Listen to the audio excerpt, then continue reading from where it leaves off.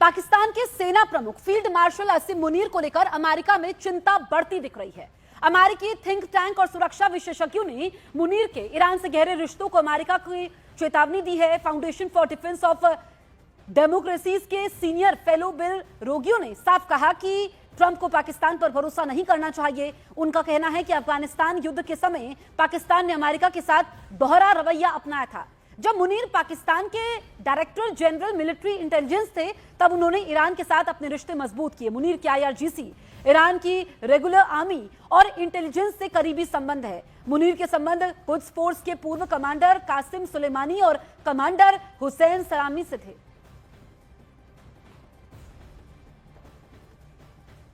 Iran America का ceasefire टूट चुका है। हॉर्मुज स्ट्रेट में फिर से बम फटने लगे हैं।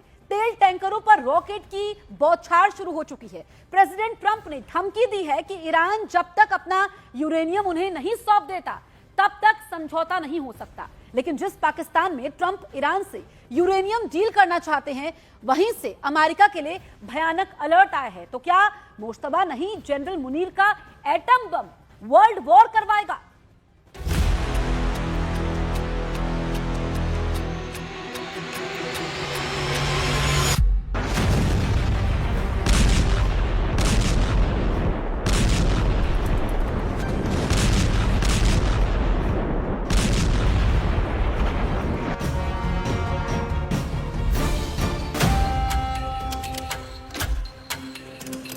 Essentially, I did what no other president was willing to do.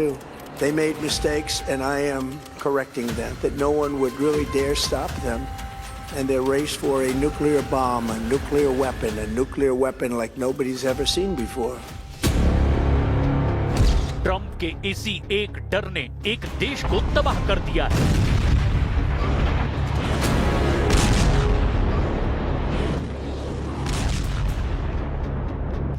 Atom bomb के डर ने ईरान की सबसे ताकतवर हस्ती को मिटा दिया है।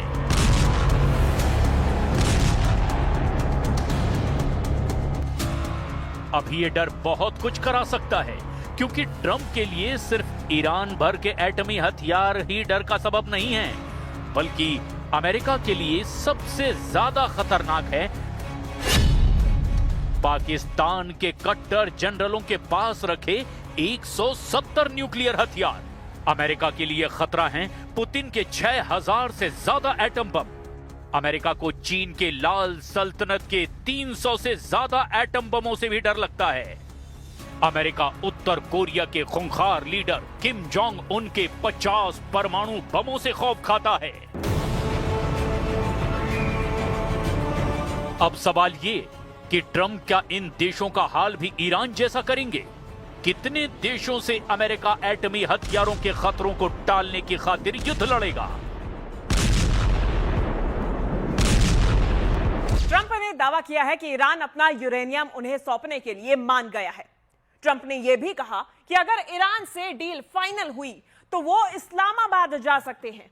अमेरिका के राष्ट्रपति पद पर दूसरी बार विराजमान ट्रंप आज तक कभी पाकिस्तान नहीं गए हैं, लेकिन ईरान से एटमी हथियारों को छीनने का जश्न मनाने के लिए वो सारे जोखिम उठाने को तैयार हैं। एटम बम है ही ऐसी बला जिसका खतरा टल जाए तो क्या बात है, मगर ट्रंप इस्लामाबाद जाकर भी उस मुसीबत को नहीं टाल सकते जो उनके ही नहीं कई देशों के लिए काल है। ये काल एटम बम ही है। जिस पाकिस्तान पर ट्रंप फिलहाल लहालोट हैं, उसके न्यूक्लियर हथियारों का रिमोट कंट्रोल किसके पास है? क्या ट्रंप नहीं जानते? क्या पाकिस्तान के सच से सुपर पावर अनजान है?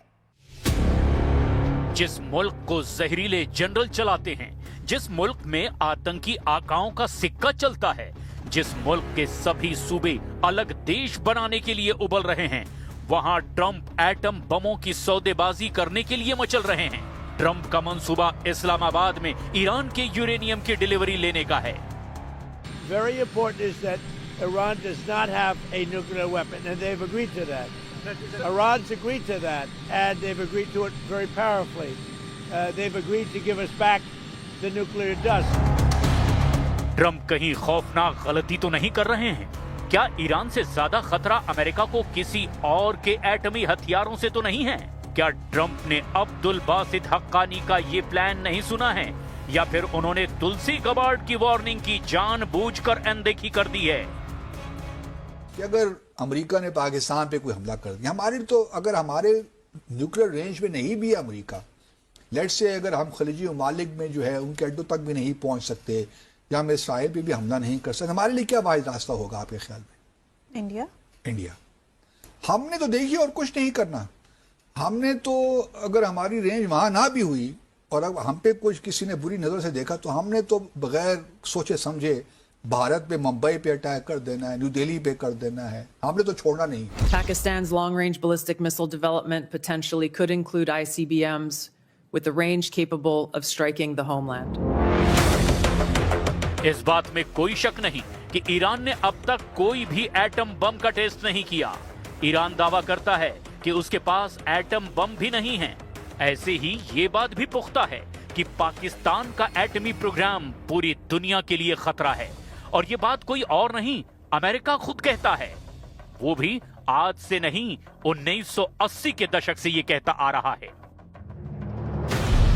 यूनाइटेड स्टेट इंटेलिजेंस कम्युनिटी, जिसमें CIA है, DIA है और स्टेट डिपार्टमेंट असेसमेंट है, वो सब एक सुर में पाकिस्तान के न्यूक्लियर प्रोग्राम को सीरियस प्रोलिफरेशन रिस्क की कैटेगरी में रखते हैं, जिसके मायने हैं कि पाकिस्तान का एटम बम धरती के लिए विनाशकारी है। इतना ही नहीं, संयुक्त राष्ट्र की international atomic energy agency Pakistan के परमाणु अड्डों की सिक्योरिटी, एटमी रिएक्शन और आतंकी गुटों के हाथ परमाणु हथियार लगने के खतरे के बारे में बार बार दुनिया को आगाह करती आ रही है। इसमें कोई दो राय नहीं है कि पाकिस्तान का न्यूक्लियर प्रोग्राम और पाकिस्तान का जो मिसाइल डेवलपमेंट का प्रोग्राम है वो पूरी दुनिया के लिए खतरे पैदा कर सकता है। सरकार को चेताया है और इतिहास गवाह है कि पाकिस्तान इसके सीक्रेट पैसे के लिए, अपनी ताकत के लिए, अपने पॉलिटिकल एम्बिशन के लिए किसी को भी बेच सकता है। दावा किया जाता है कि शायद पाकिस्तान नॉर्थ कोरिया के साथ मिलकर या ईरान के साथ मिलकर एक क्लैंडेस्टाइन यानी चोरी छिपे न्यूक्लियर बॉम्ब बना सकता है। रियलिटी है, उनके पास वेपन्स है और एक वीक स्टेट है और एक मिलिट्री से रन स्टेट है, तो इसलिए खतरा और भी ज़्यादा बढ़ता है। उससे भी बड़ा खतरा जो है दुनिया के लिए वो ये है कि पाकिस्तान जो है टेरर स्पॉन्सर स्टेट है। तो फिर ट्रंप इस तरफ ध्यान क्यों नहीं दे रहे हैं? उनका प्लान आखिर क्या है? क्या ईरान के बाद ट्रंप का टारगेट पाकिस्तान का परमाणु हथियार है? क्योंकि ट्रंप ठहरे मूडी, उनका मूड स्विंग होने में वक्त भी नहीं लगता। क्या पता आज पाकिस्तान पर मेहरबान ट्रंप कल जनरल मुनीर की परमाणु पावर ही छीन लें। इसके आसार जल्द बन सकते हैं, क्योंकि अमेरिका की न्यूक्लियर पॉलिसी का एक सिद्धांत है, वर्स्ट पॉसिबल सिनारियो, यानी सबसे खराब हालात की तैयारी। पाकिस्तान के लिहाज से अमेरिका का यह सिद्धांत कब एक्टिव होगा, क्यों इसकी जरूरत महसूस की जा रही है, अब यह जानना भी बहुत जरूरी है। तेहरान से आई ये तस्वीर सभी कंफ्यूजन क्लियर करती है। ईरान अमेरिका की डील में बिचौलिया का रोल कौन निभा रहा है, जरा गौर कीजिए। ये जनरल आसिम मुनीर हैं, पाकिस्तान की सेना के प्रमुख। इन्होंने खुद को पाकिस्तान का सर्वे सर्वा घोषित कर रखा है।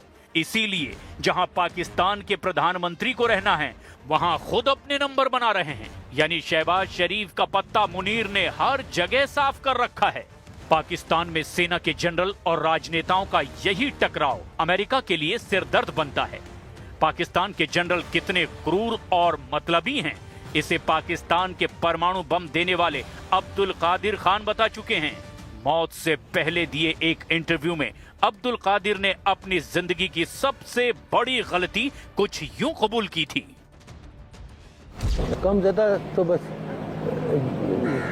यही है जो हमारे साथ सलूक किया, इससे बढ़ के और क्या होगा, इससे बढ़ के और कोई कम ज्यादा नहीं था।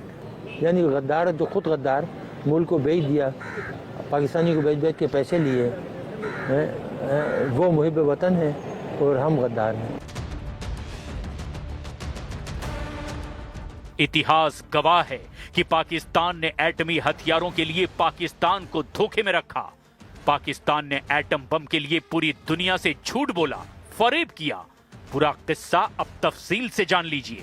जो शुरू होता है पाकिस्तान के पूर्व राष्ट्रपति और प्रधानमंत्री रहे जुल्फिकार अली भुट्टो की एटमी सनक से, उनके दिए उस ऐतिहासिक और भयानक भाषण से।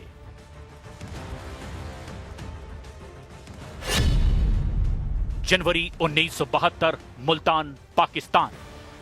पाकिस्तान एटॉमिक एनर्जी कमीशन की बैठक में। इस बैठक में जुल्फिकार अली भुट्टो ने अपने परमाणु वैज्ञानिकों से कहा था,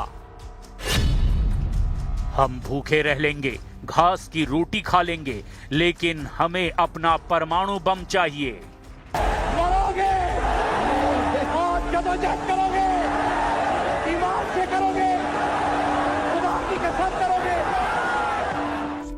पाकिस्तान इतना विषैला कैसे बना? पाकिस्तानी हुक्मरानों के सिर पर एटम बम का पागलपन क्यों चढ़ा? क्या पाकिस्तान जब बना तब से जनरलों के सिर पर एटम बम बनाने का भूत सवार हो गया था?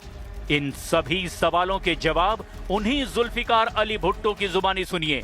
वो खुद दुनिया को यह दिलासा देते थे कि एटम बम उन्हें नहीं बनाना, पाकिस्तान एटमी पावर अपनी तरक्की के लिए हासिल करना चाहता था। पाकिस्तान का यह स्टैंड 1971 के युद्ध में भारत से मिली शर्मनाक हार से अचानक बदला। इससे पहले तो अमेरिका ही पाकिस्तान के न्यूक्लियर प्रोग्राम का फाइनेंसर था।